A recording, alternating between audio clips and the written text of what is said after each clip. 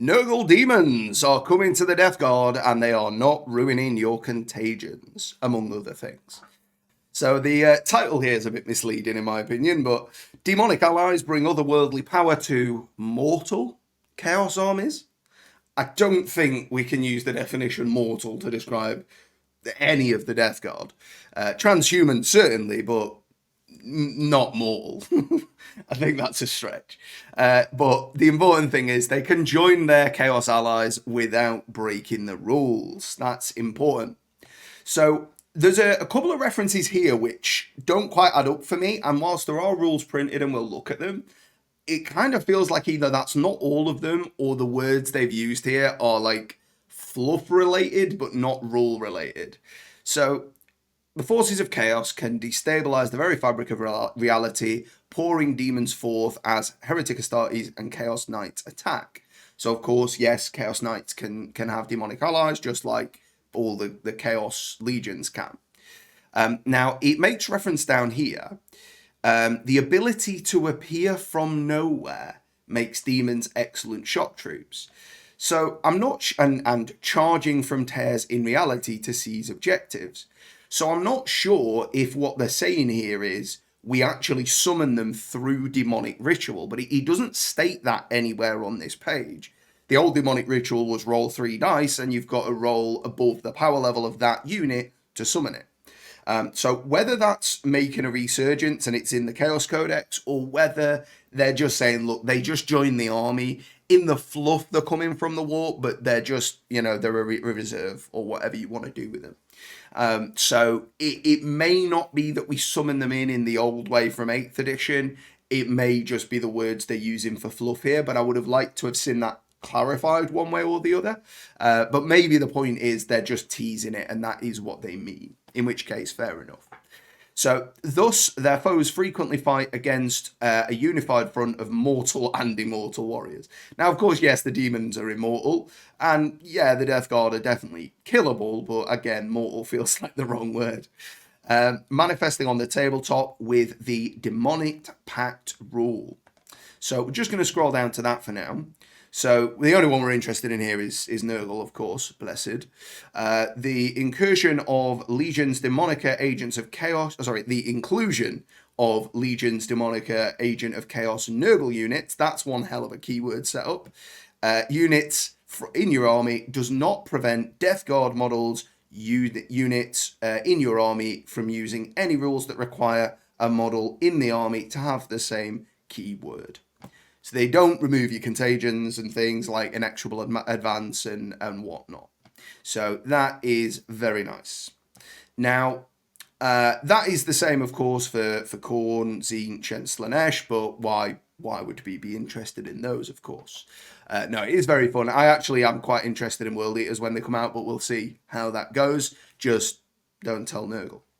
But there's another interesting section here as well, which states that this makes demons excellent allies for Chaos Knight armies, where manpower is at a premium, and troops with OBSEC are valuable.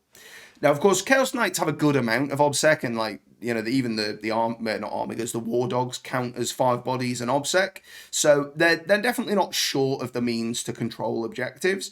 But they typically are going to have fewer number of units than an enemy army unless it's very elite. So being able to sprinkle in a few demons to just throw in some minimum squad size units and just hold a back objective with them frees up a knight to, even if it's shooting, to get up and be able to shoot a target it wanted to shoot rather than just the target that it could see. So yeah, I definitely think it's quite fitting with Chaos Knights, particularly with the Abominant. I don't know if they've included that on any of the photos here. No, it's a Despoiler, I think, or a Desecrator. So yeah, particularly with the likes of the Abominant, I think because I've got an Abominant and some War Dogs, so I'm quite interested in the demons on that front. As far as Death Guards, it's quite hard to argue the replacement of Death Guard troops. Plague Marines are great value for money now with the free upgrades, and Poxwalkers back down to 5 points is probably one of the like best value point for point units in the game. Yes, they can get shot down very easily, but there's generally a good amount of obscuring on the board these days, so hiding your poxwalkers onto objectives isn't that difficult. So for 50 points or to 100 points for those units, I think you're going to struggle to find a better demon choice. But for the sake of fun, I think it's great. Making it easy to do, I think, is the right decision for Games Workshop, because at the end of the day, they want to sell demon models. I would probably have never bought a demon and Nurgle army. I just don't think that would be happening. But the fact that I can throw them into a death card list and do it for a bit of fun means I am actually interested in it. Even something like a Great Unclean One, I don't know if the points are going to change, but based on the old points, that would be less than a quarter power level and less than a quarter points if that does end up mattering. So you can throw something big in there like a Great Unclean One if you wanted to and still operate within the bounds of this rule. This does remove their control over warp storms, so the demonic specific ability, their version, well, it's not like Contagion, but it's the rule that applies in the same way as Contagion. They would lose that, but of course they are supporting the Death Guard, not the other way around, so makes perfect sense. And it allows you to mix and match, make versatile armies, allowing you to combine Space Marines, hard-hitting demons, and stompy Dreadblades. I mean, yes, Space Marines are durable, particularly the Death Guard, but I mean, they don't necessarily hit any less hard than the demons. And if we're talking about Khorne Berserkers here, I wouldn't want to say it to their face that the Bloodletters hit harder than them, because that's a surefire way to get a chainsword to the wazoo. But anyway, I think it's a good rule, good choice. I'd be interested to know whether we ritual summon them as in the old way, or whether we just bring them on as reserves.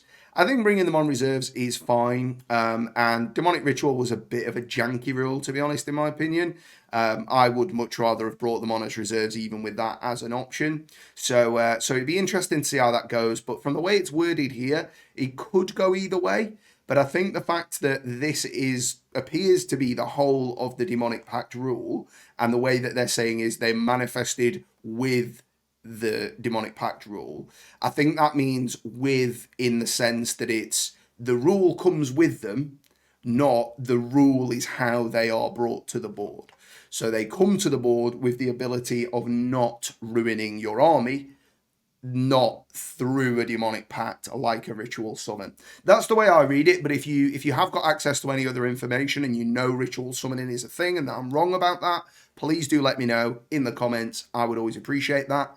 But if you've got any other sentiments, if you are interested in running demons in any part of any Chaos army, I would be interested to hear your thoughts. I'm not going to banish you for wanting to run some demonettes in a Slaanesh army, because as it goes, they look quite spicy given how quick they are now.